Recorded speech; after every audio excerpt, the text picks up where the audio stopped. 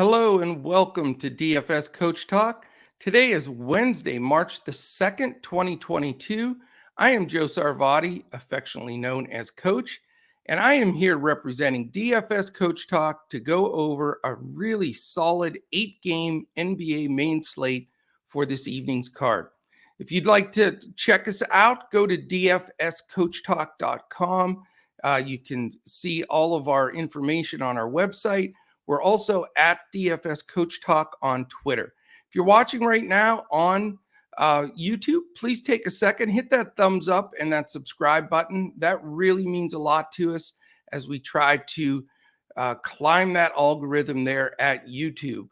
On Twitter, that when we post, we really appreciate it if you would like and retweet that with the podcast as well. So all much appreciated. We bring you this NBA podcast in front of the paywall 7 days a week.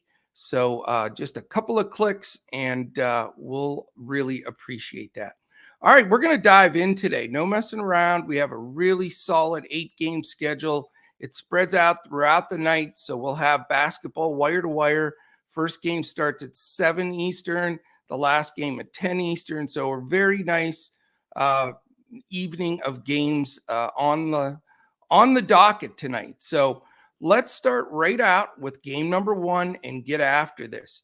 It is at 7 p.m. as stated. It's the Indiana Pacers and Orlando Magic. Indiana's favored by 1. It's a 232 total, so excellent total, close game right off the bat.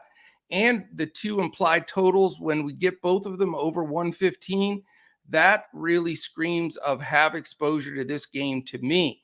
It's a 116.5 implied for Indiana, 115.5 for the Orlando Magic. So really good stuff there. As far as the game set, Indiana's 21-42, Orlando's 15-47. As far as injuries in this game, you have 2 rotational players for Indiana that we need the news on. That's Chris Duarte and Lance Stevenson. So let's keep an eye on that. We'll have it before lock and should be good to go there. McConnell, Turner, and Warren remain out for Indiana. For Orlando, we have Cole Anthony as probable, so I've got him projected in at this point. And of course, Isaac and Mo Wagner out, Franz Wagner in. So a couple of things here in this game. As far as the pace goes, Indiana is 22nd. Orlando is 13th, so nothing to write home about there. But both teams are terrible defensively. 27th for Indiana and 24th for Orlando. So it does help that the fact that it's a 1-point spread and that 232 total with poor defense on both sides. Malcolm Brogdon, square in play for me. I've seen enough now with his couple of games when he's come back. He looks terrific to me, and at 7-1, I think we might want to grab him while the price is still low. He's looking solid. Halliburton, it's going to take a while for his price to drift down a bit, but at 8.8, a little much for me now that Brogdon is back. Buddy Hield at 7.3 is also leaked up into that mid-level pricing, but he is getting big minutes and obviously fitting in well with the Pacers, so you can consider him. The 2 bigs, really 3 bigs that you could look at here, and all have the potential of making a lineup for me. O'Shea Brissett at 6'1", Isaiah Jackson at 5'4", and Jalen Smith at 5'3". Smith started the last game, so we'll see if that happens here. But all 3 of those guys have shown the ability to go 7-8x. So definitely want probably at least 2 guys from the Indiana side. I pretty much limit myself to 2 per team when you have 16 teams playing and some big lines, big totals here. So more than likely going to have to make a decision there on a few guys, but definitely some quality prices and roster opportunities here for Indiana. All right, for Orlando, Cole Anthony at 6'9", and Suggs at 5'6". Not bad pricing, but my concern is you have the return of Markelle Fultz at 4'7". He came back the last game and got some minutes. RJ Hampton, who had been out, has been back a few games now. He's 3'4", and Gary Harris at 3'6". So To me, that backcourt is too crowded, and I'm going to steer away from it. And I do think Suggs is sitting on a breakout game at some point, but not willing to risk with all those guards in that rotation. The bigs there, a little bit more conducive to what I'm looking for. Franz Wagner is 5'9". Carter's 7'7". I think those two guys both could be targets. Mo Bamba just way too risky. Maybe GPP play at that 4'9" number. But definite exposure to both sides, and I do really like this game. Second game, also 7 o'clock. There's just two early 7 o'clock games. It's the Charlotte Hornets and Cleveland Cavaliers. Cleveland's favored by 3. It's only a 218.5 total. 107.75 for Charlotte, implied 110.75 for the Cleveland Cavaliers. Charlotte comes in 30-33. Cleveland comes in 36-25. You've got a couple of guys doubtful. That's Jalen McDaniels and Nick Richards. Two guys out, Bouknight and Hayward. For Cleveland, and super important information, we will have it before lock, and that's Darius Garland. He is questionable. He's missed the last, I believe, 3 games and could make his return here. And I think if he does come back, I'm not sure they'd have him on a minutes limit. They're probably not going to let him play until he's completely good to go. But we will follow that because it will affect this game immensely. LeVert and Rondo remain out for this team, by the way. So as far as statistically speaking in this game, you've got Charlotte as the 3rd fastest team in the league. So that brings some interest. But Cleveland 28. So huge pace-up game for Cleveland, vice versa for Charlotte. That's something we need to weigh out. Charlotte's defense, not strong at 21st. Cleveland's is strong at 4th. So definitely not the best spot for the Charlotte guys that we have a tendency to gravitate to a lot. There are some plays you can look at. Ball's real fair, 8.5. Which I think, is definitely doable on a slate like this. Rozier's 7'9", Miles Bridges a 7'6" number, so you can look at some potential there. PJ Washington in 5'2" has had some strong games lately since he's been starting. Oubre off the bench at 5'4", always an option, as just the same with Montrezl Harrell, who's up to 5'8" now, but is getting closing minutes over Plumlee. So definitely some considerations here. Certainly not stacking a one-off probably is the way that I'd go with Charlotte. On the Cleveland side, it all has to do with Darius Garland. If he's in with no limits at 7-7, I love him because it's huge pace up, bad defense, and 7-7 is pretty cheap. So if he's in, no restrictions, he's going to be a staple. If not, then it shuffles the deck. Then you look at, a couple of the options, Lauri Markkanen at 6'2", the two bigs that are very fairly priced. They keep flip-flopping and pricing one a little bit more than the other, but Mobley's 7'2" and Jared Allen 7'4". So you get very fair numbers on both of them. If Garland's out, it's hard not to go back to Brandon Goodwin. He is up to 6K, which isn't very pleasant, but he's been terrific in Garland's absence. So we just need to see what that is. Kevin Love, if you catch him on a hot shooting night, he's only 5'5". So, certainly a potential play there. I do see that he's gotten squeezed out of a few minutes, though, with Markkanen, Mobley, and Allen, with Markkanen back basically in that front line going. So a little bit tougher to get to there. Let's get that Garland news before we make any concrete decisions. All right, the third game is at 7:30. It's the New York Knicks and Philadelphia 76ers. Philly double-digit favorite here, 10.5. So definitely a concern. 225 is the total, 107.25 for the Knicks, and you have 117.75 for Philly. So even though, you got two slower teams here, not a bad implied total there at all. Knicks come in 25-36, Philly's 37-23. For the Knicks, you've got doubtful tag on Nerlens Noel, which gives Mitch Robb a little boost there. Grimes and D Rose are still out. No injuries for Philly, no designations at all. So how about that? As far as pace goes, like I said, it's awful. 25th and 26th. So the fact that it's a 225 total with those two low numbers tells you what Vegas thinks of James Harden and his new presence in Philadelphia. So, expect those numbers to rise and the pace to go up, etc. Defensively, also not a game you want to run to. Knicks are 12th, very respectable. Philly in the top 10 at 9th. So not a super targetable game. I understand the dynamic now. Everybody's going crazy with Harden and Embiid with the first couple of games where they're both, they've been fantastic. So, that's going to be the question here. How much do you weigh that? Are the Knicks going to slow it down enough that you want to go elsewhere? It is a tough call here because it really manages the entire slate for you. So for Philly, Harden's 11-2 and Embiid 11-6.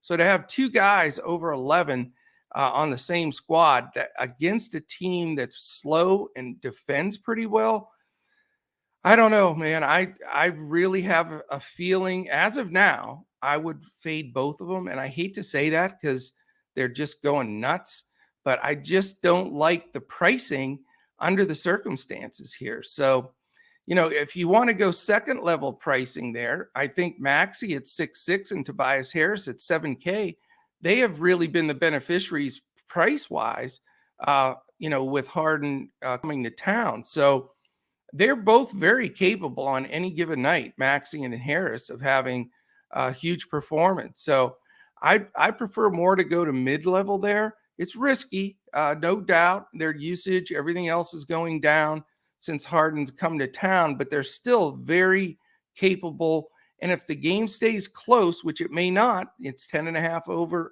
total. So, or not total, 10.5 spread.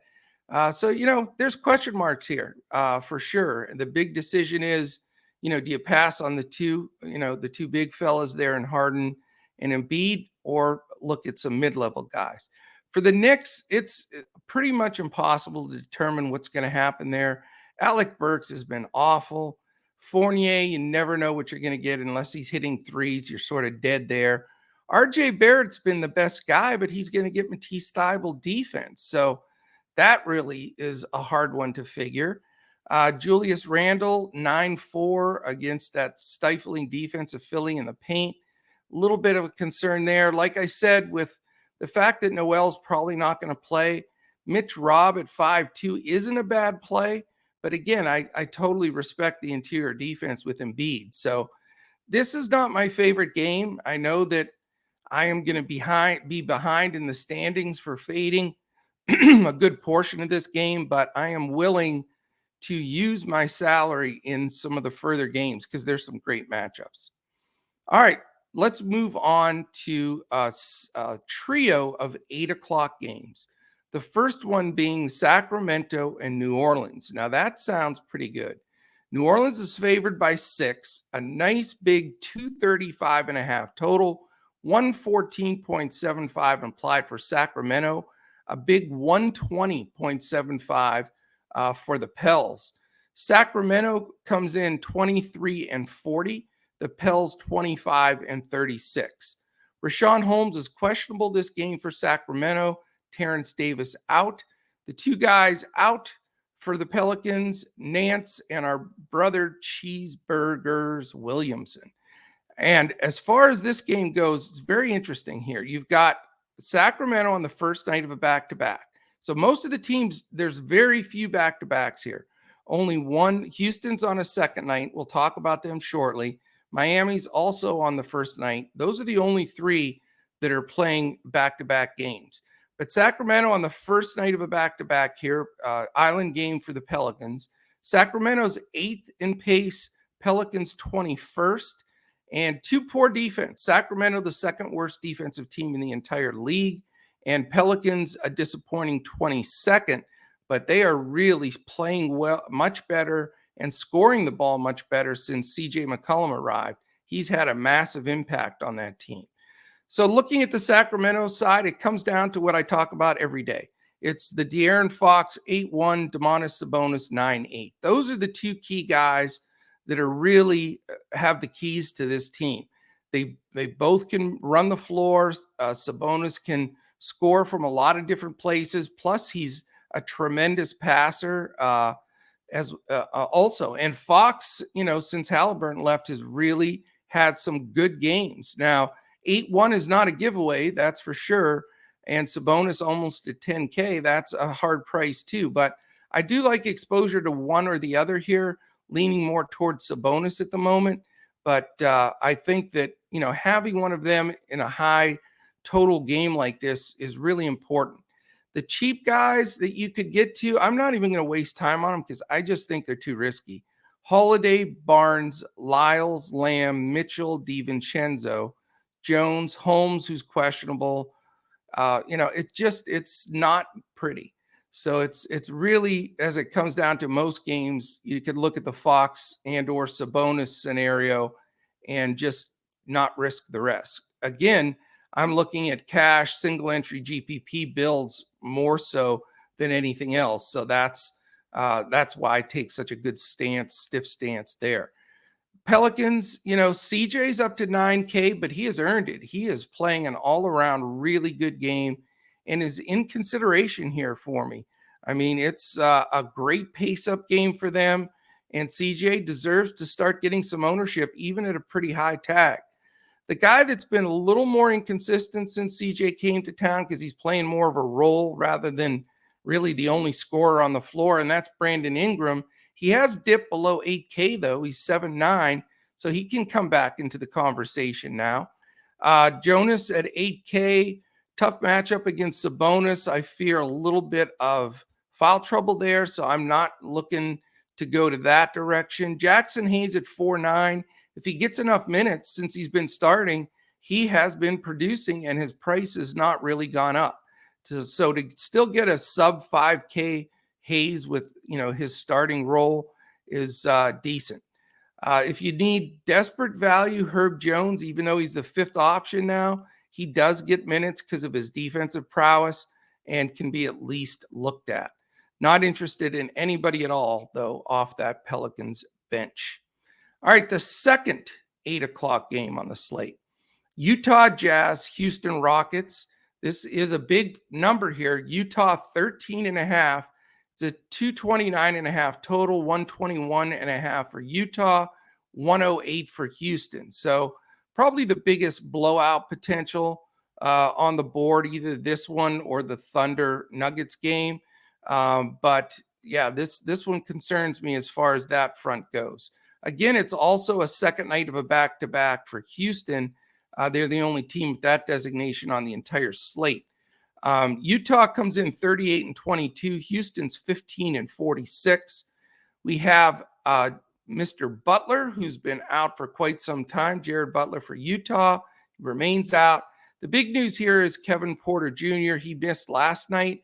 Probably going to play tonight. I'm thinking he's listed as questionable, but I think he rolls it out there tonight, but we'll follow that closely. My man Garuba and John Wall also out for Houston.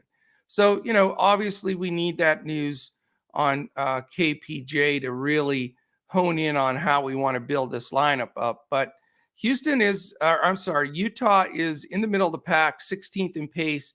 Houston the fastest. Houston are lovable. Rockets are wonderful for DFS because they're the fastest paced team and they're dead last in defense at 30th. So, the only thing is in a game like this, you've got Utah, the 10th best defense, and just mid-level pace. Plus, they're a big favorite, but it is at Houston, so hopefully they can keep it close enough to make a game. If they do, there's a lot of opportunity here. You've got Donovan Mitchell at 8-8, which is probably the safest play at a fair price. Bogdanovich 5-6 if you want to buy down. Rudy Gobert's down to 7-8. He was over 9 for quite a while this year, so his price has decreased, and a little bit of an undersized Houston front line. So some interest there. really a couple of bench guys. The question is, how close does this game stay? I think Mitchell's the play, though. I do like him a lot here, rather than to try to find a miracle game from an O'Neal, or, even Conley sort of falls into that, spot now, and Clarkson as well. They're winning games and they're a good team, but they're doing it really as a unit, not, strong DFS plays, out of this world. But Mitchell's the one that has the potential to do that. On the Rockets side, if Porter Jr. is back, if without limits, he's potential play here. Jalen Green, 5'5", cheap. He's been playing better. And of course, Dennis Schroeder, he was chalk city last night because starting in the starting lineup there, and didn't quite perform as well as we thought he would, but he's 5'8", which is still fair. So, we'll see those three guards. If KBJ sits, I think both, really Schroeder and Green can be discussed here. Garrison Matthews is super cheap at 3.4. He's been thrust into that starting lineup as of late. Can be a last man in to make salary work. Christian Wood had a solid enough game yesterday. He's 8K, but he faces the interior defense of Rudy Gobert. So not my favorite pay up spot. Şengün's also getting more minutes and contributing, and he's only 4-1, but splitting with Wood a lot, not really being second fiddle to Wood, but he's still, cutting into those minutes, but having to face Gobert in that tough defense.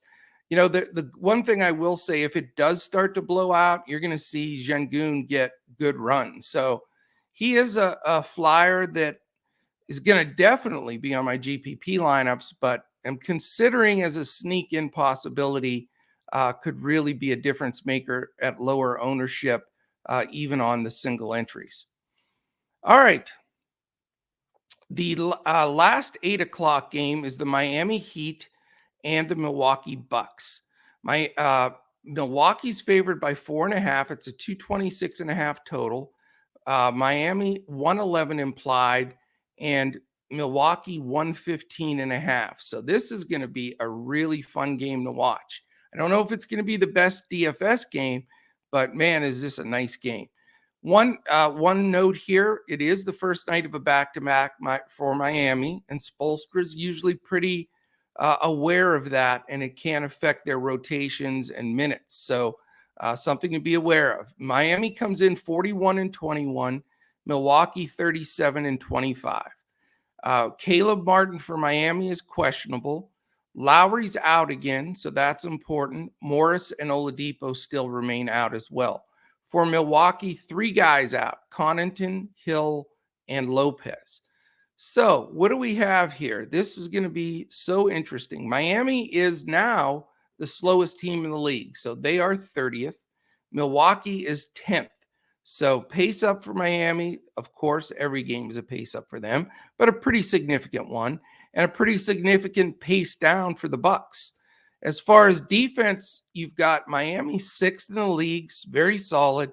Milwaukee's drifting a little bit down. They're 13th right now, but decent enough. So what do we have here? If with Lowry sitting, I should say, we've got Gabe Vincent at 4.2 and Tyler Hero at 6.5. They'll take most of the responsibility at point guard.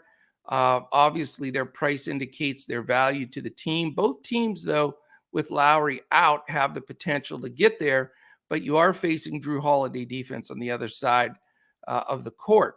As far as Jimmy Butler, 9.2 against Chris Middleton at 7.8. I see a little bit of tough matchup there for both of them. Don't know if that's the best spot to go.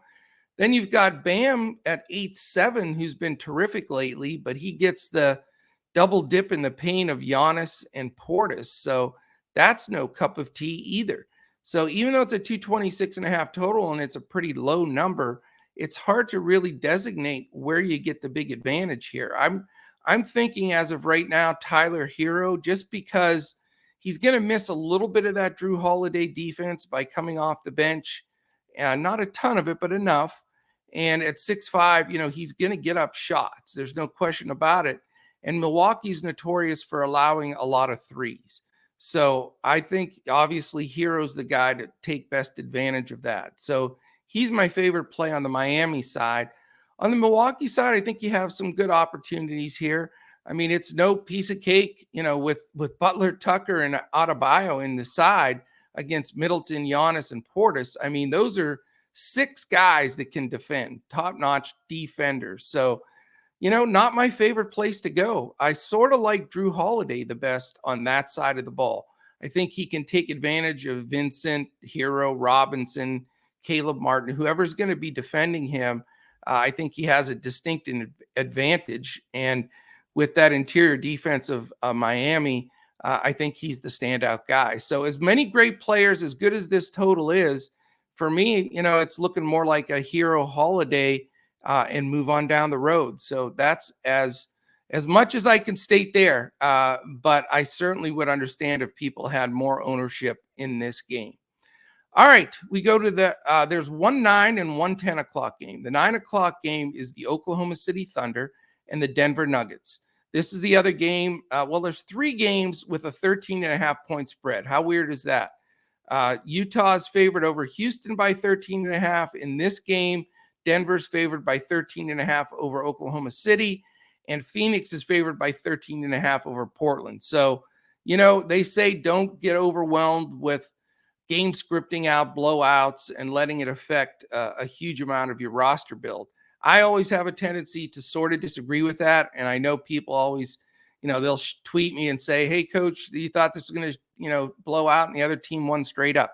It does happen, but it also happens a lot where the teams do blow them out. It goes both ways. I get it. But if you game script out a blowout and you think guys are going to lose minutes, that 5-minute stretch of time or something that your guy sits, you're in deep trouble. So, this is the game that I'm sort of concerned about. And the Thunder have been very, aggravating defensively. They've stuck in a lot of games. They've played with a lot of grit, but at Denver, in the altitude, the youngsters, I'm not sure. I think Denver just should manhandle these guys. Their interior defense is pathetic. Pokashevsky, Baisley, Roby, Favors. I mean, it's how do you stop anybody? Joker, Gordon, those guys should have a field day. So anyway, this is the game I'm a little afraid of. And that's why I say, yes, Joker's the best pay up play on the option at 12.4, but it's a huge price. It's a game that could blow out, and that concerns me. So I am on the fence with the Joker. I'm not going to say right now that he would be my number 1 buy-up guy. I think that, Giannis isn't in the best situation ever either. So, is there a world where you can have an optimal lineup without Giannis and the Joker? I mean, it's scary and it's difficult to determine if that's possible because, I assume Joker is going to be the highest scorer on the slate. But if it means that you have to build your salary at dumpster dive on a few guys, unless a little bit more value opens up, you have to consider, whether you want Joker in there or not. But if somehow Oklahoma City keeps it close enough and the Joker plays a full allotment, and it's an island game for both teams, by the way, then, Joker could be 10, 15 points higher than anybody else on the slate, DFS-wise. So something to consider. And, hopefully a little bit of news will break with some additional value where we can get the Joker in there. I do like the Joker over Giannis today just because of the team defense of Miami compared to the team defense of the Thunder, plus the possibility of Denver blowing out and not getting run in the fourth quarter for the Joker. That's the determinant factor that's scary there. However, it doesn't trump over the Heat's defensive prowess for me. But the point is, neither one of the situations is perfect. And usually, if you're going to pay 12.4 or 12.2, the price of those two guys, you want a perfect situation. So a lot of decisions still to be made. All right, Oklahoma City and Denver. I totally lost track of where I was, but I will say Denver's 13.5, 106.25 implied for the Thunder, 119.75 for the Denver Nuggets. Thunder come in 19-44, Denver 36-25. A million guys out for the Thunder. That's the other thing that's concerning. No Dort or Giddey, which really hurts. Also out, Jerome Muscala, JRE, Wiggins, and Kenrich Williams. First of all, I think that's a bunch of crap because there's no way all those guys are hurt. The Thunder want to get the first pick. They want to rest guys. They want to, you talk about tanking. That's a concern there with the Thunder. What it does do is it helps us DFS wise. Let's face it. It puts SGA and Trey, especially those two guys, Trey Mann and definitely SGA, in fantastic situations because they have to score. Anyway, I'm off track. I'm getting crazy with this game. Zeke Naji is questionable for Denver, which would affect that rotation a little bit inside. Canchar, Murray, and Porter remain out. So looking deep, a little more deep at this game, we've got the Thunder 19th in pace, Denver 20th. So that doesn't excite me. You do have two defenses that are reasonable, 11 Oklahoma and 15 Denver. So not bad defensively. So where do we go from here? SGA's 10K. He could be the best play on the slate. He really could be. At 10K is a lot, but I just don't see how in any stretch that they stay close in a 226 total if SGA isn't going off. The second option to me, if you want to go on the cheap there, or maybe both, Trey Mann's only 5'6" and has had some really strong games as well. After that, I mean, they have a super short bench. So you can take shots here. It's just terrifying because Pokusevski's 4'1", Baisley's 5'9", Roby's 4'4". Those are really the three guys that I would consider the most value-wise, but don't feel strong enough to push the button on any of them. Favors is a deadman 3K. Olivier Sarr's been playing at a deadman 3K. Vit Krejcik 3K. Teo Maledon 3.2. They are pathetic, but too risky for cash, single entry for a lot of these guys, other than SGA and Mann for me. Those are the two I'd consider. Now, if you want to take shots on any of those bigs with the Thunder in GPPs, I would say, go for it. But I don't feel great about it. They are really undermanned. Monte Morris, 5'1", no interest there. Just two. I know he had a great game the other day, but he, Rivers, Highland, Forbes, just a little too much sharing. Barton gets a little bit of a grade up for me at 5'7". Aaron Gordon at 6K, I think, is a terrific play too. He's, less than half the price of the Joker, which he should be. But, if you're not going to go Joker there, I think Gordon's a good pivot and it saves you just 6,400. That's all. But, I don't know if I want both because that puts you, really at odds if the game starts to get out of hand. So tough game. This was the toughest game for me to determine on the entire slate. And I still haven't made up my final decision, but I think it is very, very pivotal. All right, last game, 10 o'clock, late night sweat hammer game, whatever you want to call it. Portland Trailblazers, Phoenix Suns. Phoenix favored by that wild card number, minus 13.5. 228 total, 107.25 for the Trailblazers, 120.75 for Portland, a big, healthy 120 number for the Phoenix Suns, I meant to say. Portland comes in 25-36, Phoenix 49-12. Bunch of guys out for Portland: Bledsoe, Lillard, Luzada, my buddy Luzada, he gets the mention every day, Nurkic, and Winslow. That one hurts, Winslow. That really hurts their depth too. For Phoenix, Cameron Payne is probable, and we've been waiting for that. We've been waiting for the return of Payne with Chris Paul out. Kaminsky, Paul, and Sarge are out.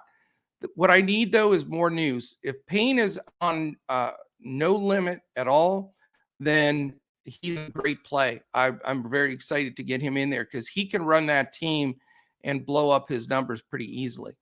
So let's look at a couple of things here. Statistically speaking, 15th in pace for Portland, 6th for the Phoenix Suns. Portland's the third worst defense in the league. Phoenix is third in the league. So opposite ends there. How does that affect this game? Well, in lots of ways. You've got a couple of things. If campaign starts, no restrictions at 4-3, I think he's my favorite value on the slate. Booker's been fantastic since Paul's gone out. He's 9-7, but I think takes a little bit of a step back just in the fact that, Payne would be back. But Booker's still an outstanding play if you think this game stays close enough. Mikhail Bridges, fair at 6, Crowder at 5-1, Ayton at 6-8, Cam Johnson at 5-3. I think all those guys are rosterable here, and you can definitely consider them. On the Portland side, it gets ugly fast. Simon's at 8-2, certainly a fine option. After that, though, Josh Hart at 7-6 makes perfect sense. He will get some tough D from Bridges and or Crowder, but he's been steady. Eubanks, at center at 4-3, probably going to split some with Watford and Greg Brown. Who knows? That's a real difficult situation. But if you're going to, punt center, Eubanks might be your option. After that, it's extremely difficult to figure out and hard to count on for any cash games.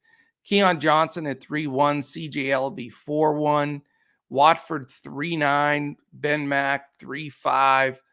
It's just a mess. They are horrific. So, this is the other game that can blow out pretty easily and scares me a little bit because Phoenix is not shy to go to their bench. It is an island game, but they have, listen to this bench, Cam Johnson, Aaron Holiday, Landry Shamet, Torrey Craig, JaVale McGee, and then Bismack Biyombo, who can't even see the court after having those great games a little while back. So, yeah, it's, it is risky. It's not my favorite spot, but I think having, one off on each side makes perfect sense if you want to go that direction.